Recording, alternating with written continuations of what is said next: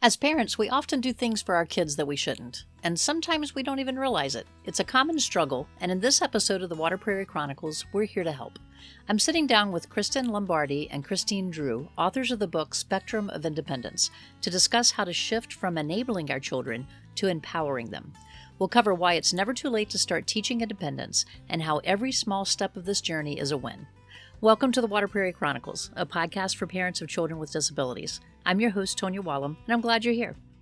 Kristin and Christine, welcome to Water Prairie. Thank you. So happy to be here. Thank you. Today's topic is one that a lot of our listeners are going to relate to.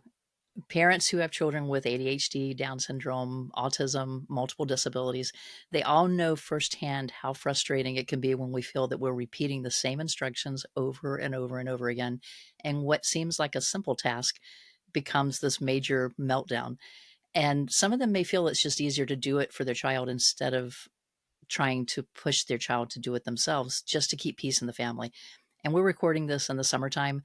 I know we have a lot of overwhelmed parents who have been home 24 hours a day with their kids, and they're just trying to keep peace right now.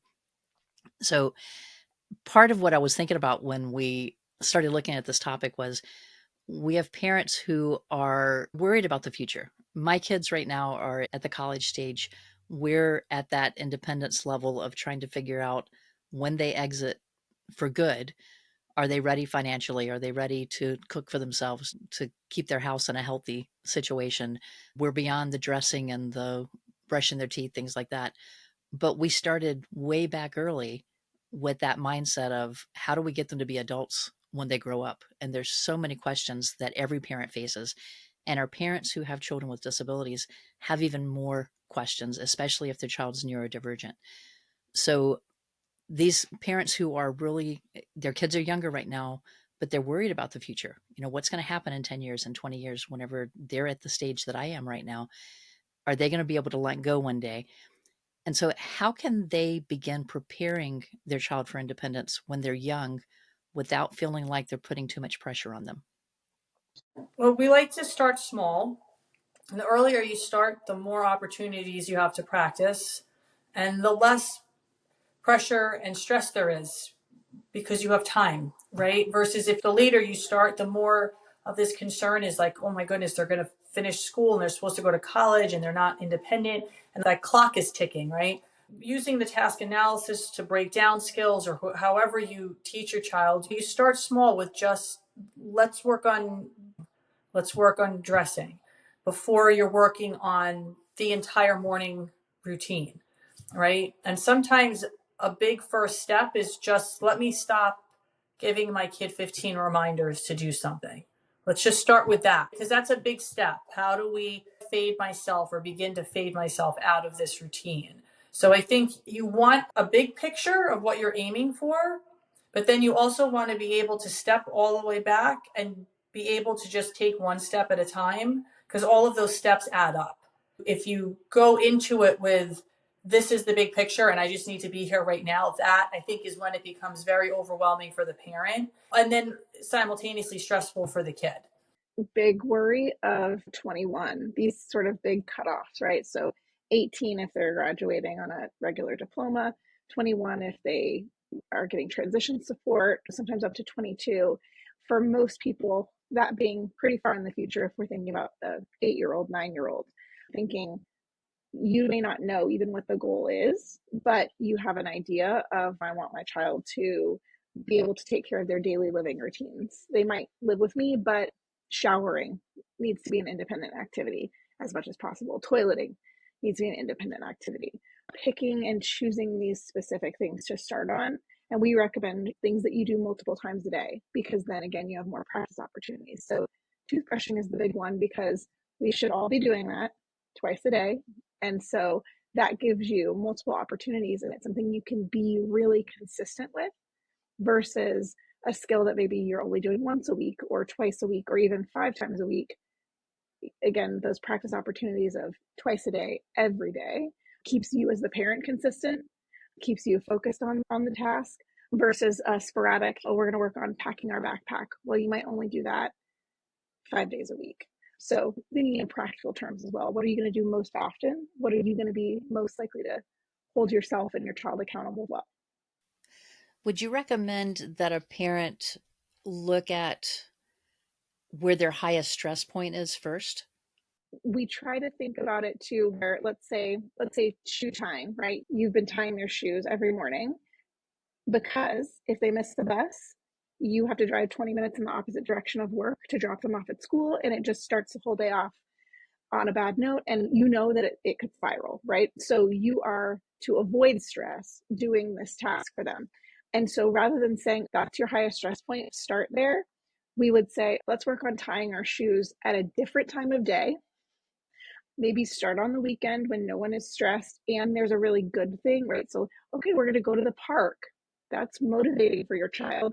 They're going to want to be involved in the shoe tying, versus school on a Monday. They're going to be like, oh no, I won't be able to get to school on, oh no. So we're kind of removing it from the stressful, yes, thinking about stress, but removing it from that stressful situation to work on it, versus trying to work on it in that high stress environment and high stress time. And also, I think there's something to be said, depending on the case and the family, whatever, that sometimes starting with the easier task, the task that the child is more closely to doing independently, builds up a level of momentum and some confidence, both in the child and in the parent. And so sometimes that is the way to start too. I think it's really very specific depending on the family. We talk a lot about, is the child ready and is the parent ready? And there's a lot of info on what are you going through right now as a parent? And sort of in working through all of that, it helps the parent then decide where to start, what would work for them. In the book, you talk about the importance of fading a parent's presence. What's the biggest challenge that parents face in that process, and what's the key to making that successful?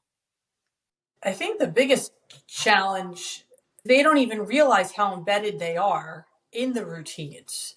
When you say to them, we need you to get out, and they're like, well, no, but they can do this independently, but it's not. When you really look at the details of what's happening, there's so much involvement, whether it's reminders to do something, whether it's leaving stuff out for them. For example, they're supposed to take a vitamin in the morning and you're leaving the vitamin out on the counter for them versus them knowing to go get it themselves.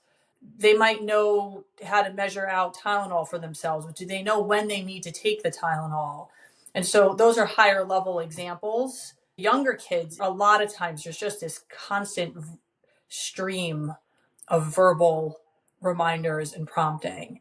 And it's okay when they're really little, but at some point, your child should know it's 7 o'clock, I should go take a shower and not be relying on you. I always say to parents that if the goal is to go to college, whether it's inclusive higher ed or gen ed college, you're not going with them.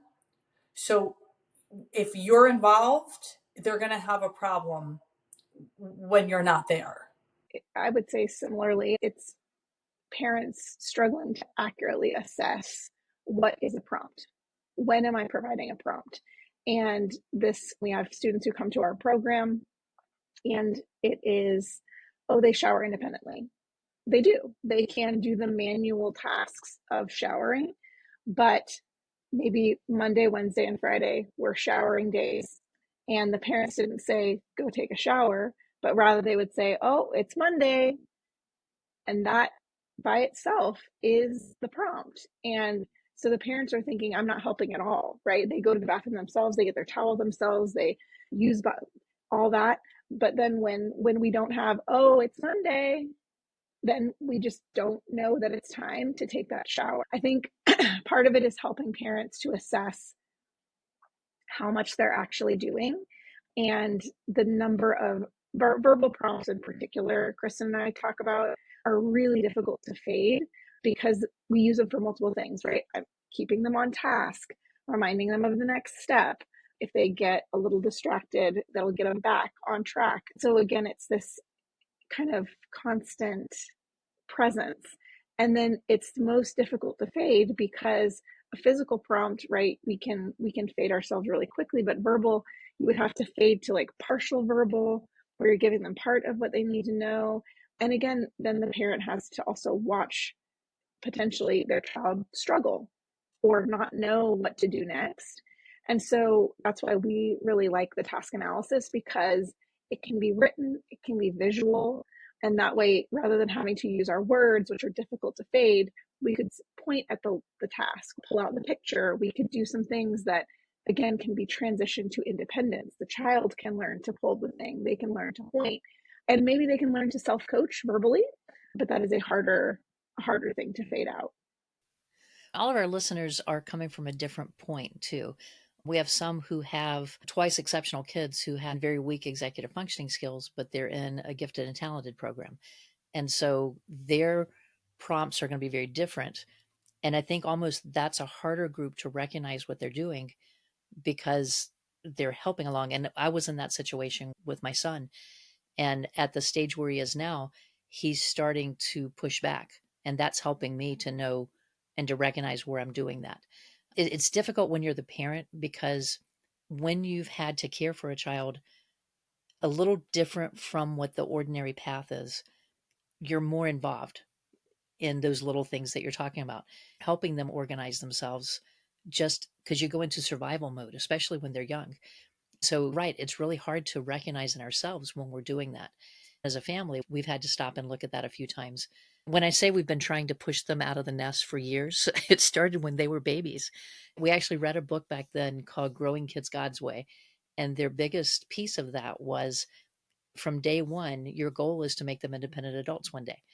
And that's been the focus that my husband and I have had all these years is how do we get them to that next level of independence? And that's hard as a parent to watch it happen, as you're saying.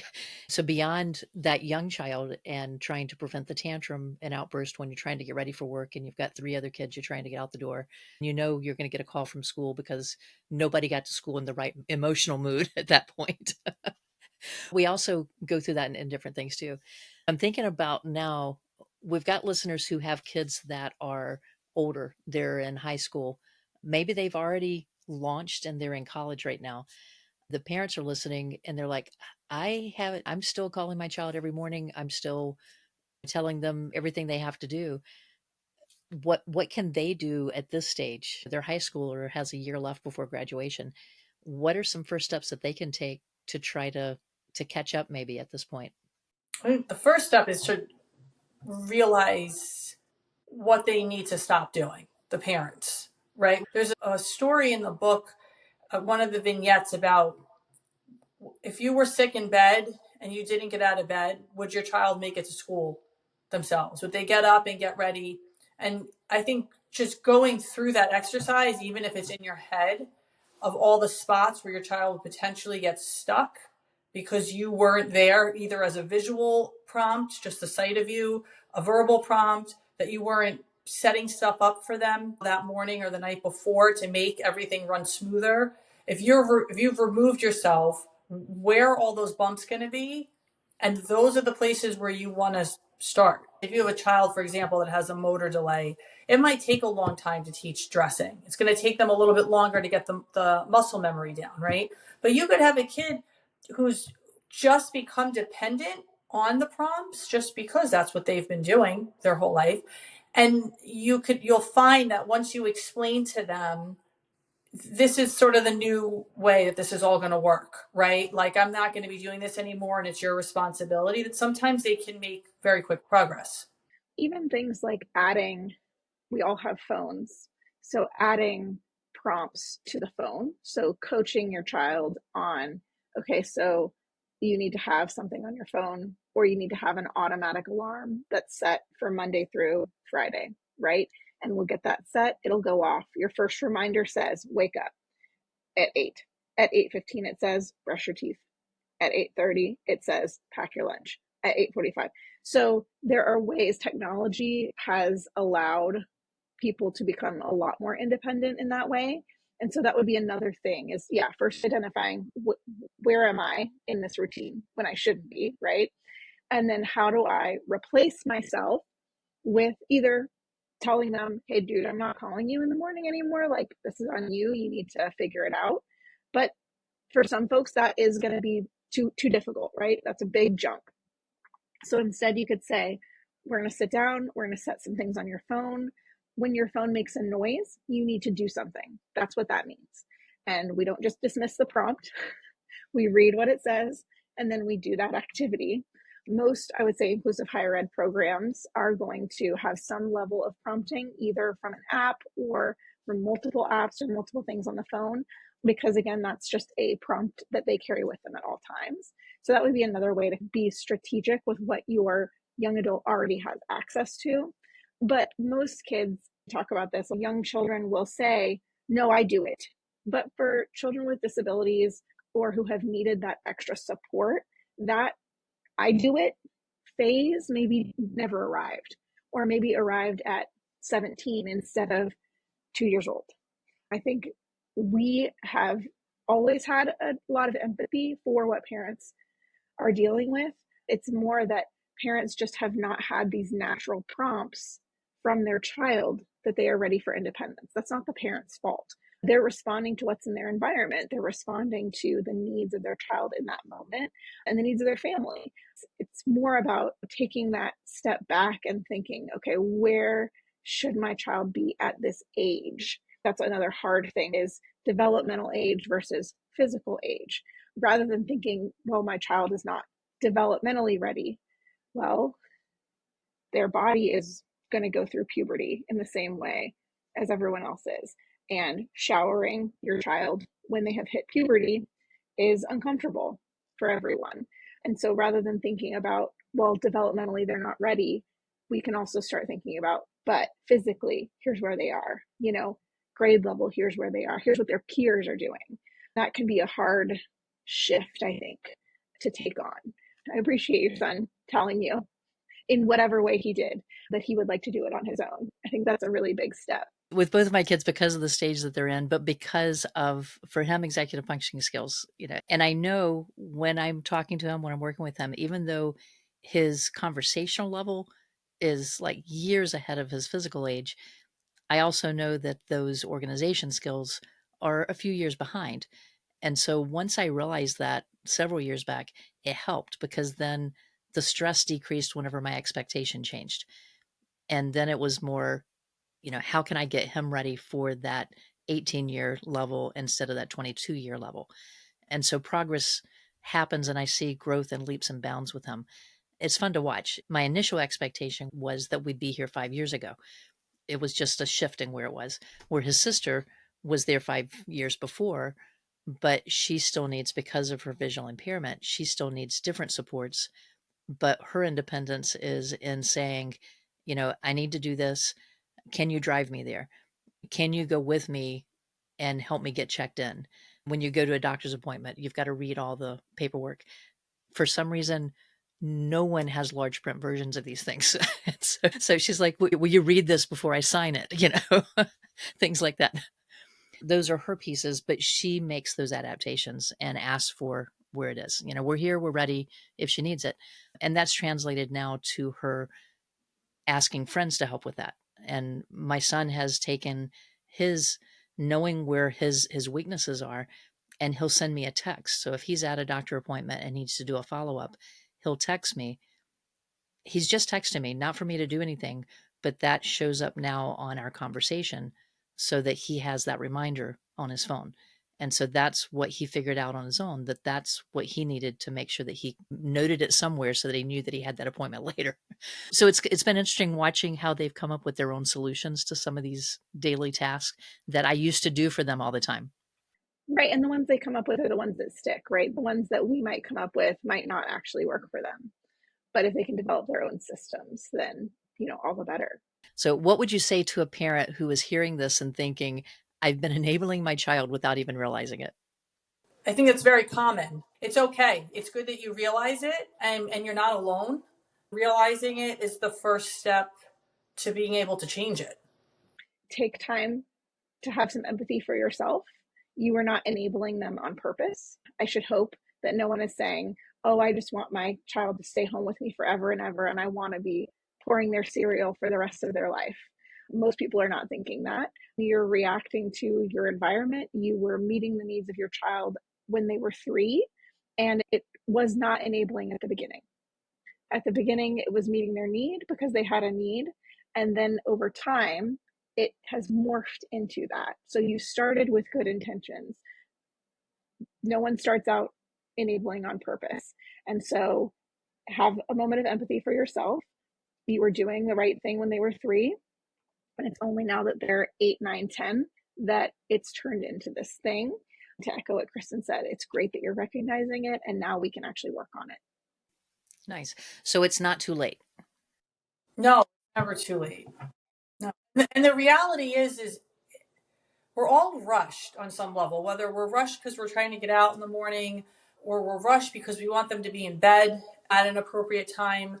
We just all live very busy, fast-paced lives.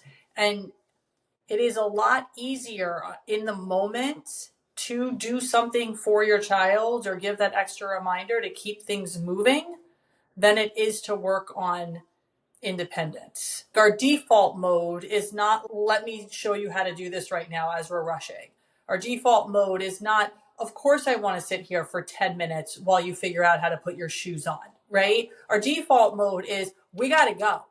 Like, it's almost 8 o'clock. The bus is going to be here in 2 minutes. Let me just put your shoes on for you. And if you have a child that is, I joke with some of the parents that I work with, I say to the moms, your child is viewing you as their personal maid. So they are more than happy to sit and wait for you to come and do all of this for them. You're not going to get any pushback for them.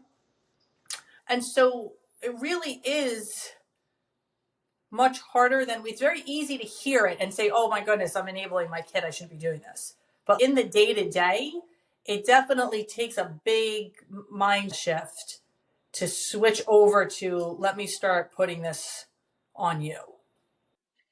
And again, it's a mental shift. It's also about preparing them. And we talk about ripping the Band-Aid, right? We don't need to rip the Band-Aid. This is not something where you're going to read the book or show up tomorrow and say, okay, you're on your own, kid.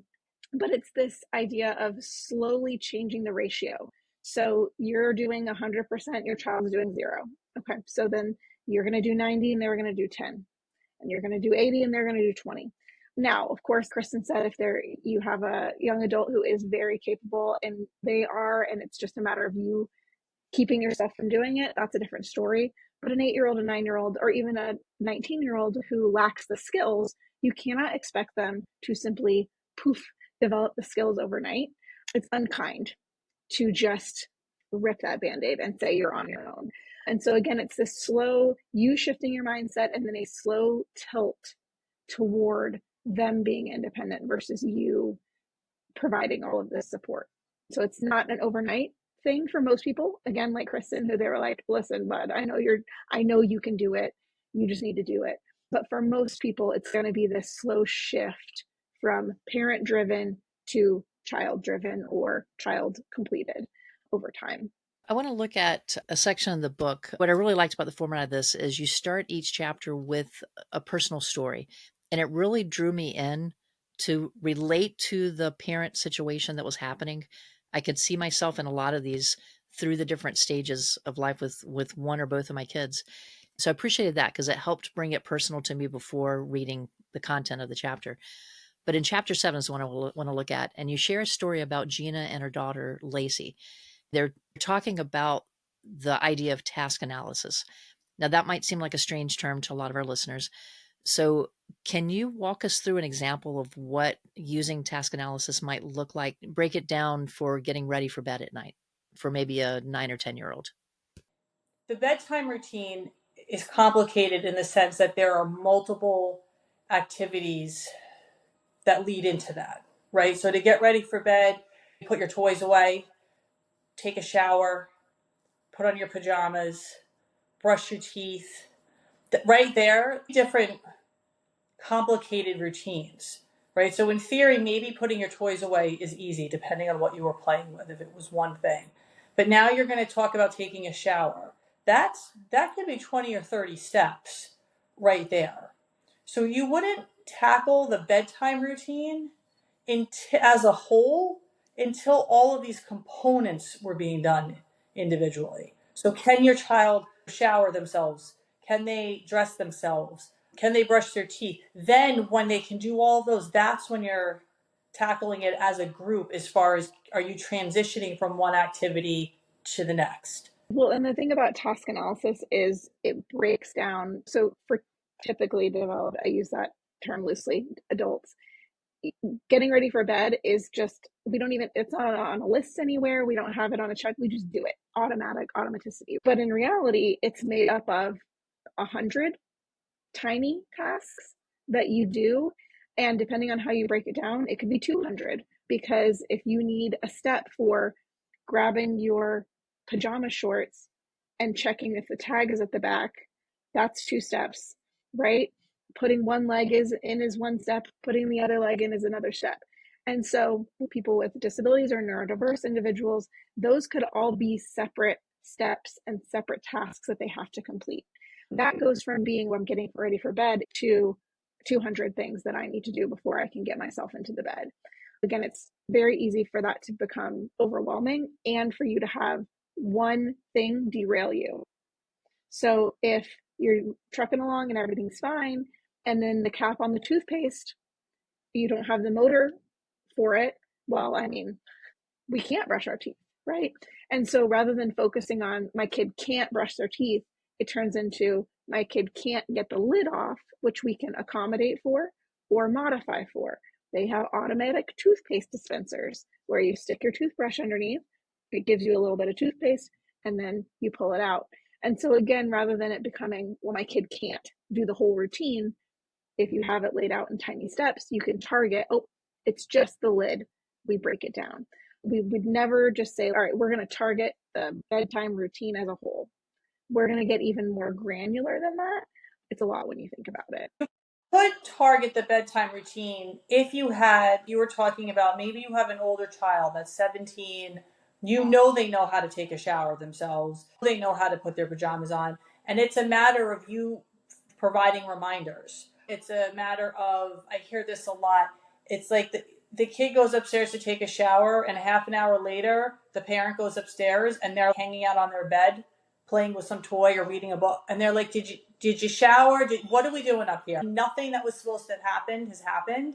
And so you could use a task analysis or some sort of a checklist for, these are all the things that need to be done, and this is when it needs to be done by. That's sort of a more advanced skill and something we hope to write about later, but there is a time and a place for targeting the bedtime routine. So you're using the task analysis to break down into micro steps each piece of that larger task. So say putting the toys away, whatever the routine will be of, if you've got Legos out, you've got to pick up each one. You've got to, whatever the sort situation is, you've got to go through all those pieces of it.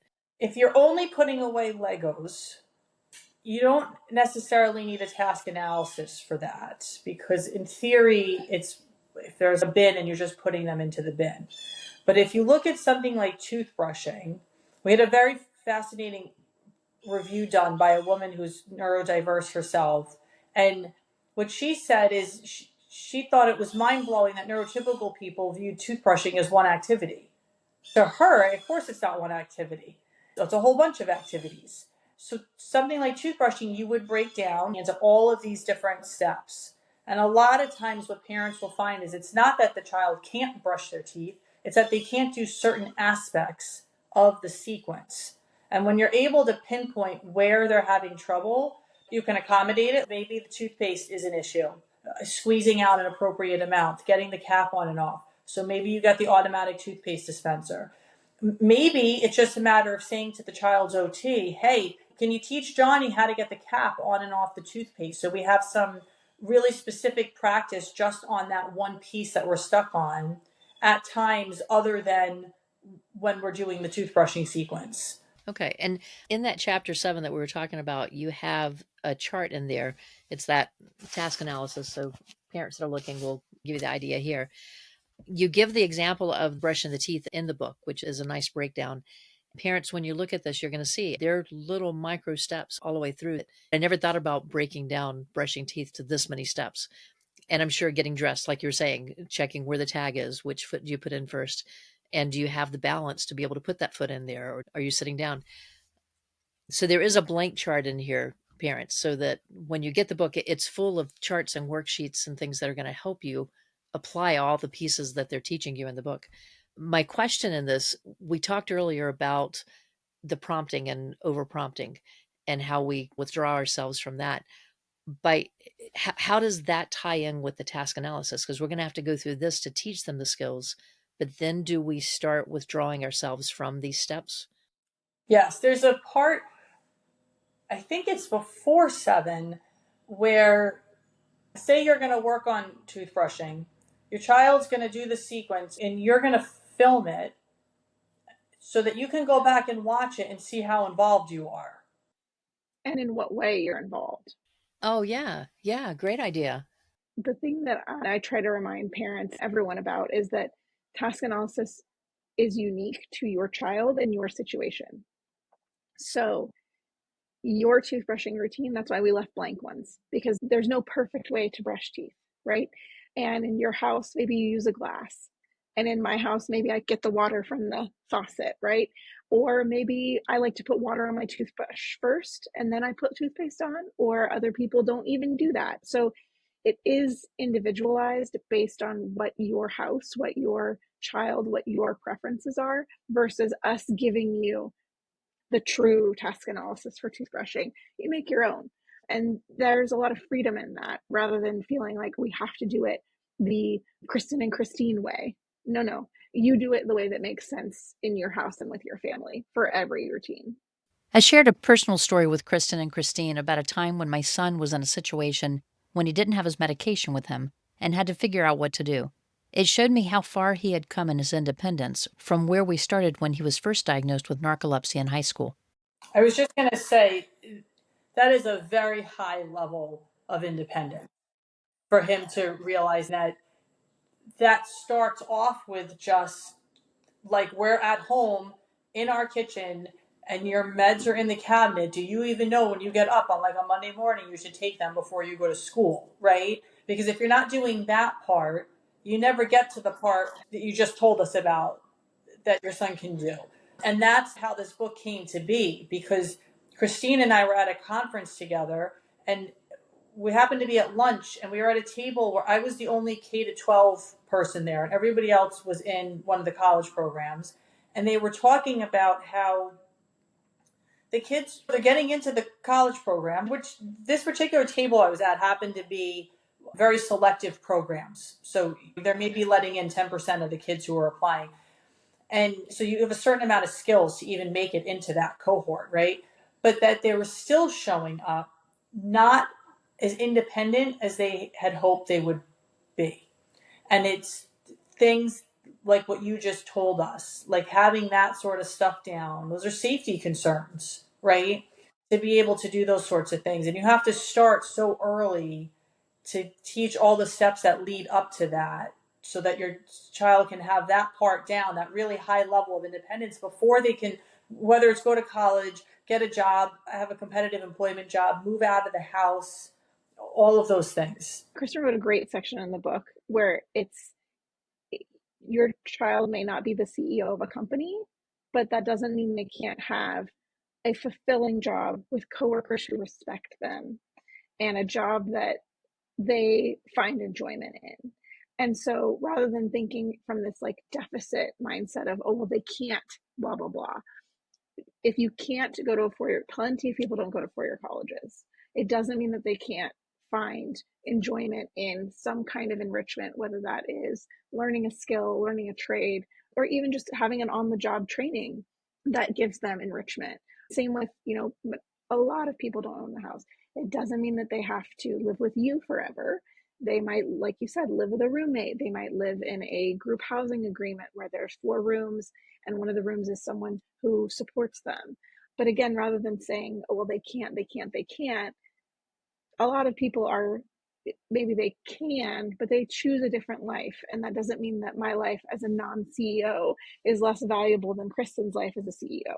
As parents of children with disabilities, we make different adjustments. We just had an episode on a few weeks back on the grief that a parent goes through because you have that ideal thought of what your child is going to be, and then you meet your child and things change. And so it doesn't affect our child any, but we have to go through that emotional change of what our expectations are and what's our game plan going to be now. That mindset is different now. It Each child needs to find their own path. My daughter went to an online high school because that was a better fit for her. My son had multiple types of schools that he attended through middle school and high school. And if I could have homeschooled him, I would have done that because it would have been a whole lot easier for both of us. but but for him, he needed that social time of being out. It hasn't been a traditional path, but they're putting together pieces of what they need for what they need to be independent. I'd like for parents listening to this to understand that it's okay. You don't have to follow a certain guideline that you read in a book or that you did yourself or that your neighbor's doing or better yet that your brother and sister have their kids doing. Your child needs to go the path that they need to go to get where they need to get to. Yes, I think the flexibility piece is super important, but also the reason we titled the book Spectrum of Independence is not because it was a play on words on like the autism spectrum, but because it's not black and white, right? It's not that if your child can do X, Y, and Z, they're fully independent, and if they can't, they're not, right? Christine wrote a part in the book where she talks about we all need help for certain things, right? I don't know how to change the oil in my car. It's just not something I do. I bring it and somebody takes care of that for me. So it might not be a matter of maybe your child isn't going to move out on their own. Maybe at some point you're going to have a house where there's, two apartments in the house, like a mother daughter, and then maybe the child's living in one part and you're living in one part. But you could still increase their independence and likely be in a better place than you are, even if you're not going to maybe make it to whatever this like end goal is that you have in mind. And there's room for growth in every stage. If your listeners go to our website, we have an email sign up where they can get a document. It's a free resource, and we have sort of a basic, intermediate, and advanced independence in these domains. And so rather than saying, oh, we're going to shoot for, you should shoot for the highest goal, obviously, but it's more important to think about these little steps that you make along the way to independence because you want to be able to see the progress. It's not all or nothing, right? If they don't get to here, then, well, we failed. If you have made it from they are leaving the table when they're done at dinner to they are putting their plates in the sink, that is progress. If they are putting them in the dishwasher, that is progress. If they are helping you make dinner, that is progress. We're thinking about moving along a spectrum of independence rather than we're going to get to this finish line and it's a race and we're going to get there. No, it's much better to think about it as this movement from left to right, from less independent to more independent rather than no to yes. I have a student, for example, that is unlikely to ever be able to live on his own. He's very high needs. The mom was working on having him learn how to shower himself because when she read our book, she said, I never really looked too far into the future because we're just in crisis mode every day. So I'm very much in the moment. She goes, but when I read that line about having to shower him after puberty, she's like, I got worried. Like, I don't want to be doing that. And so she taught him to shower himself. And I said, great. The next thing maybe is can we get it so that he can go pick out his clothes in the morning and get ready for school, get dressed, because he can put his clothes on. And so she started giving him these clothes choices. Do you want this outfit, whatever? And she said, he really just doesn't care. He's just picking whatever. I don't know if he's going to really be able to pick out his clothes. And I said, great. Well, what would happen if you set aside a drawer with 7 smaller bins in it and you had an outfit in each bin for the week? Can we teach him to go in on a Monday morning and open the drawer and take out the outfit for Monday so that that's what independence looks like for him? Maybe he's not piecing the outfits together himself, but can we get it so that the outfits are set up ahead of time and he can still get up in the morning and get dressed without needing you? So independence, I think, looks different for each person depending on what their needs are. Before we end the interview, I want to go into a segment that I've been doing this season called A Day in the Life. And I'm going to ask each of you if you could describe a typical day in the life of a family where you've seen a successful transition towards greater independence, what that might look like in practice. I can start using the case that we were just talking about previously, where the mom taught the boy to shower. The first thing was she was giving him a bath down on the first floor because there was only a shower on the second floor. There was some reason to believe he wasn't going to like the shower and all of this. And I said, let's just try. It's a lot easier if we can get him upstairs because that's where his bedroom is and that's where his clothes are. She was able to shift him up, and it turns out it was a different shower than they had had in their previous house. They had just moved, and it turns out he loved the shower. And so she got into the shower, and then we wrote out the task analysis for showering as far as him washing his body. We overwash ourselves sometimes. We don't need to soap our entire body every day, especially depending on what we were doing all day. So I said, let's focus on the main parts that really need to be clean instead of stressing whether he washed his knees, right? Which realistically maybe don't need to be washed so deeply. And so we went through that, and she keeps his hair short to make washing his hair easier, an accommodation instead of having really long hair that's harder to manage and to keep clean. She keeps it on the shorter side for him. And she was able to work through the task analysis while she was in the bathroom. And then now she's at the point where she's starting to fade herself. Like, if I'm in the doorway, can you still go through the routine? Can I be in the hallway or in the bedroom? And the other big thing was him knowing when he's done, that we weren't just hanging out in the shower for like an hour. And so we were very concerned about this, and we were trying to think up all of these ways. Do we use a timer? It turns out, if just left to his own accord, he would wrap things up in a timely manner, and it was okay. It wasn't even something that we needed to put into place. And so now this is one less thing that she has to do for him, hand over hand, and actually bathing him. And it gives her a few minutes to be attending to her other child. Yeah, I think that's a great example of where parents are being heavily involved because that's what the child needs or young adult needs. The stories that I have are from the inclusive higher ed program, and I work with the Eagles program. And so our students are working on, they're addressing employment, they're living in the dorms. And then once they are in the advanced program, so years 3 and 4, they're living in sort of off campus accommodations that either owned by the university or their parents have supported them in getting. And we just did a series of interviews with parents. And one of the parents talked about how he is now prompting her for things. So if there's an email that goes out that says that parents need to respond, he is texting mom and saying, did you see that you needed to fill out this paperwork? So basically, her day as a parent of a child who's in this program and has just graduated is that he maybe calls her in the morning. They kind of chat about what the day looks like. He tells her what he's doing if he wants to. And then they go on about their day. And he also knows how to track her. So she might get a text throughout the day of like, what are you doing in blank place? And so it's become this different model where instead of her prompting him, he's saying things like, I need to do my laundry today, today's laundry day, or I need to do this today, or today's garbage day. It is sort of this thing where he's kind of self-prompting by texting her. So he's saying, I'm going to take out the garbage. She's like, sounds great, but not the other way around where she's hounding him to take out the garbage. So it's just, it's been a big shift. She talked about how it's a very big shift from what she expected and that she had to really let go. Some of our parents have been fighting for their child since sometimes before they were born because a scan came back that said a thing, or they didn't know their child had a disability until they were 3 and they were fighting for evaluations. They were fighting for experts to come in, getting therapies and advocating and IEP meetings and changing schools and all these decisions and being super involved and getting them into college and it being such a big deal. And then we're like, okay, bye, see you. We have an acclimation period. Can't see your kid for 3 weeks. Trust us with your precious child that you have raised and fought for and advocated for 22 years. See you on the other side.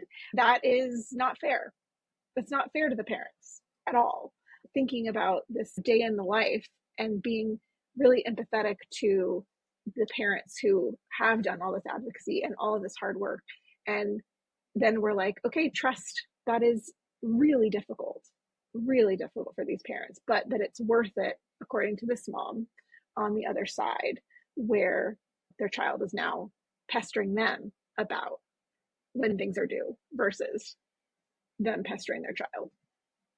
I'm glad that you shared that because I know that even from my own story, fighting with trying to get diagnosis and trying to make sure that my kids were being challenged at the level they needed to be challenged intellectually, but still getting the supports that they needed, and being told along the way at times that you couldn't have both. You had to choose one or the other. There's unfairness that our parents face, and they don't always know how to navigate that. It's part of why I've become an IEP coach, is to try to partner with those parents to help them get a little creative sometimes with their team so that they can find these paths. But our parents are listening. I know a lot of them are thinking about what you just talked about. This is hard for them because they do all of a sudden have to just let go.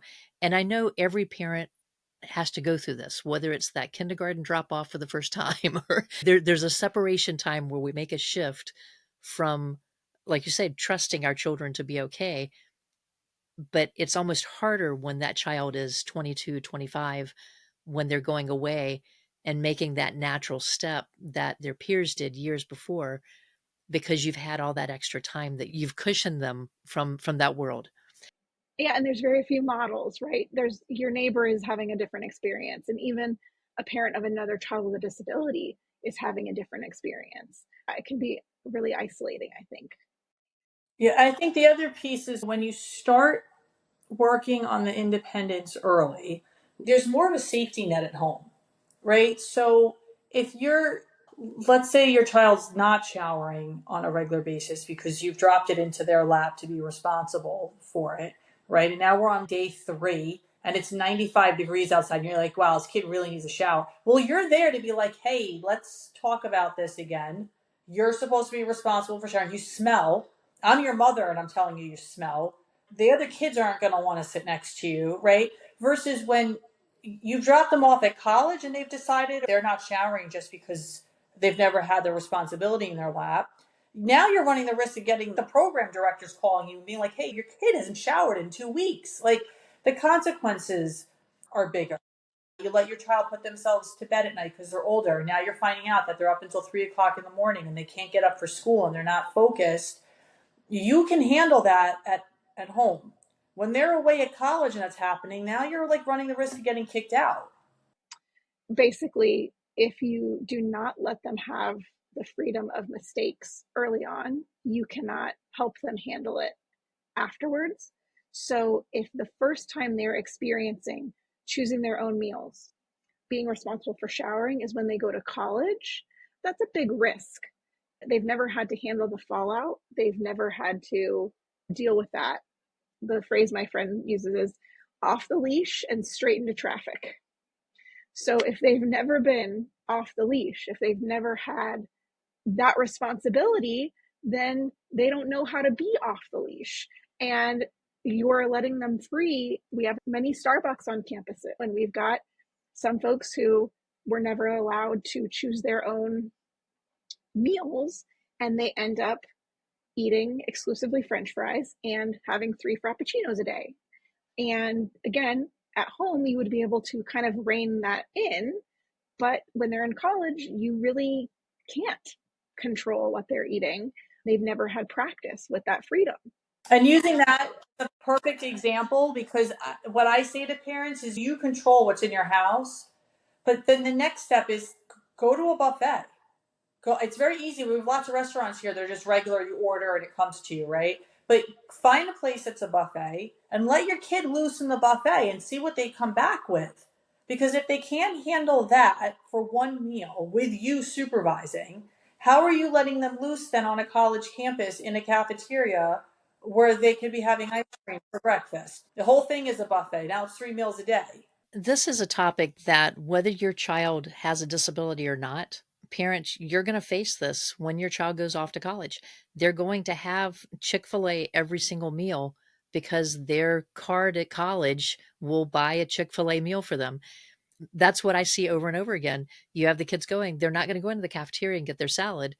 They're going to go and have French fries and pizza or whatever, because there's so many venues now.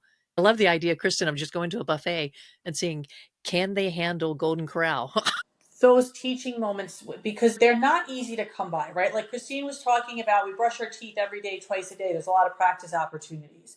You don't get as many practice opportunities with something like this, right? I remember going to sleepaway camp at one point in high school, and they would serve donuts for breakfast, and you could put icing on the donut. And I was like, this is the coolest thing ever. Like, I can put the icing on, the icing is great. And I'm telling my mama, like, they have donuts for breakfast. And she's like, I really hope that that's not what you're eating for breakfast. Like, you should be eating healthy food. Maybe save the donuts for later in the day. And you have that conversation. And I didn't maybe stop right away, but there definitely was this voice in my head being like, maybe you shouldn't be eating this donut for breakfast. And then you learn, as all those things add up, you eventually get to a place where there's self-control. Right.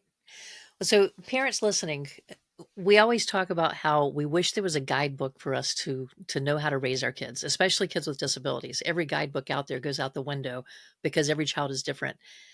I'm telling you now, the book Spectrum of Independence is your guidebook. If you haven't figured this out by hearing this interview, the pieces that they've put together, no matter whether your child is severely in need of guidance and help every step of the way, or just need those little prompts that every kid needs, you're hearing from this that this is giving you a guidebook that you can go by, and checklists and charts and all that you can use to help you get them to that next step that they need to go to. So with that in mind, you've got checklists, you've got stories, you've got the tools that we talked about. How can they get their hands on the book? The book is on Amazon. They can also go to our website, spectrumofindependence.com, and that will bring you to the links to Amazon and to the Guilford website to order the book. I believe if you go to the Guilford Press website, you can get access to the data sheets that are in the book. So instead of having to copy them from the book, you could just go on and download them from the website and print them out. And I think actually you could fill them out online too, like if you wanted to fill it out on your phone instead of printing it. Christine and my contact information is both on the website. And if people have questions and they want to reach out, if they need help getting through the book, we're able to do that as well. Kristin and Christine, thank you for joining me today and sharing about how we can help our children get a greater level of independence. I think you've created a fantastic resource for parents with this book, and I hope that you get to the bestsellers list. Thank you so much. Yeah. Thank you so much. We really enjoyed being here. Parenting a child with disabilities may present some real challenges as we prepare our children to live independent lives. Whether your child will live on their own or with support, we all want our kids to be as independent as possible. I appreciate the wisdom Kristin and Christine have shared with us today and encourage you to check out their book, Spectrum of Independence. The link will be in the show notes. After hearing the steps you can work on with your child, no matter what age they are, what will you do differently now? Leave me a note in the comments, and if you see what another parent has written, leave them an encouraging message. Let's support each other as we parent our children with disabilities. And if you happen to buy the book, be sure to leave a review on Amazon or Barnes & Noble. Thanks for joining me today. I'll see you next time.